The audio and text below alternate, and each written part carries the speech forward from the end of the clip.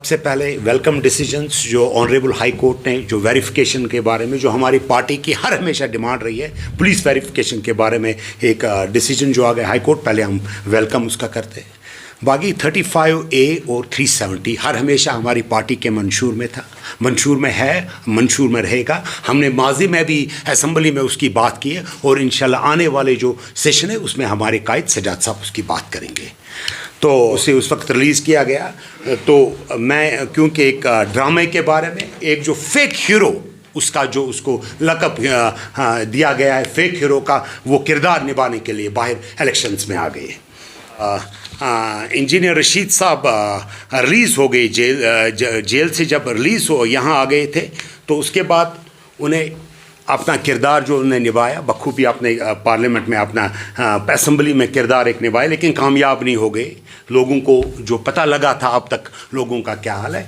अब जब वो वापस जेल में चले गए, अब कुछ दिन पहले ये खबर आ गई कि वो भूख हड़ताल पे। हमारे कायद साहब सजाद साहब ने भी उस पर चिंता कि हमने की, हमने कहा कि हम क्योंकि ये जब भी किसी कहीं भी नाइंसाफ़ी होती है हमारे कायद इसके बारे में बात किए थे, हमारी पार्टी की तरफ भी स्टेटमेंट आ गई।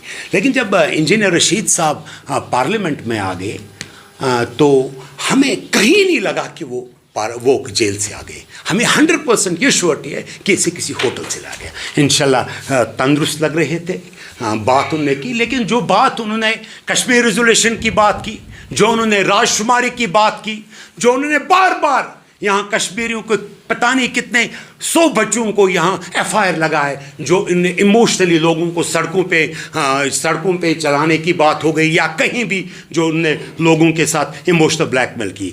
हमें लगता है कि हमें ये लगा कि इंजीनियर रशीद ने जिसके लिए उसके वोट लोगों ने कामयाब वोटों से कामयाब किया, वो उसका एजेंडा में नहीं था, वो उसके अगेंस्ट बोल रहे थे। अब हम प्राइम मिनिस्टर ऑफ देखे, मेरी जो सियासत है वो है किसी को साथ देने की। 50 साल से हम डेमोक्रेसी के साथ हैं। ये हमारी कोशिश है कि यहाँ लोगों के काम भी हो जाए, लोगों के जो मसाइल है उनका उसका भी अजाला हो जाए। लेकिन अगर डेमोक्रेसी ये है, अगर डेमोक्रेसी है किसी शख्स को एक हीरो, आप फेक हीरो की आइडेंटिटी देते हैं। कल इलेक्शंस आने वाले हैं, आप उसको ड्यूरिंग इलेक्शंस पे डालते हैं। मैं ऑनरेबल प्राइम मिनिस्टर और होम मिनिस्टर से मोतबारा इल्तिमास करता हूँ, अगर इंजीनियर रशीद को उनको रिलीज करना है वो करे, लेकिन कल इलेक्शन के दौरान मत उसे रिलीज करें। जो उनका फेक हीरो है वो टैग दे के उसको आप रिलीज मत कीजिएगा, क्योंकि हम भी डेमोक्रेसी पे हम भी यकीन करते हैं। हमने शुद्ध मदद से इलेक्शन लड़ा, हम इलेक्शन लड़ते हैं, हम लोगों के साथ हैं। लेकिन खुदारा कश्मीरियों को बहुत सारा धोखा लगा है अब तक। कश्मीरियों को अगर कोई जाहिर दुश्मन होगा उससे नहीं धोखा है, कश्मीरियों को उनसे धोखा जो अपने है। अगर जो सियासत का यह मुद्दा मकसद है वो चेंज हो गया, लोगों को एतबार उठा है सियासत पे, क्योंकि कल ही आप पंचायत इलेक्शंस, कोई और इलेक्शंस होगा, गवर्नमेंट बनानी होगी, आप किसी को वहाँ इलेक्शन के दौरान में डालते हो। अगर है कुछ मनी लॉन्ड्रिंग का किस्सा है उसी हिसाब से चले, नहीं है तो कुछ लोग इसको रिलीज कीजिएगा।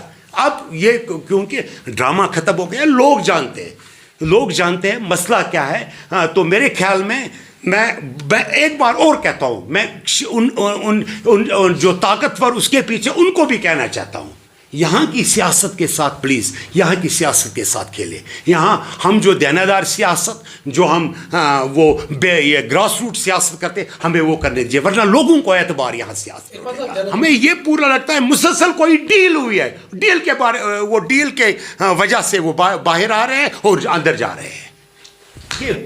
ये मकसद किया गया, प्रोपेगेंडा बनाया गया। 12 दिन एक आदमी भूख हड़ताल पे है और मुझे पता नहीं लगता है ये कौन सा पानी वो पीते हैं कि 12 दिन में वो तो